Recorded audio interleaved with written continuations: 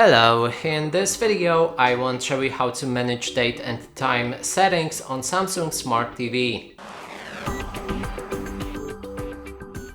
To do this, first you will need to click on the home button on the remote, navigate to the left and scroll down to the settings.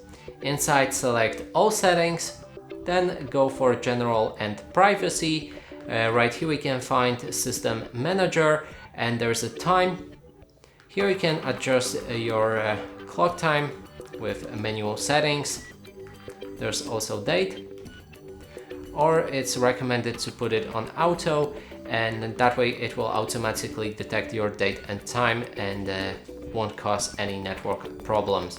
And that's it for this video. Hope you like it. Please consider subscribing to our channel, leave a like and a comment below.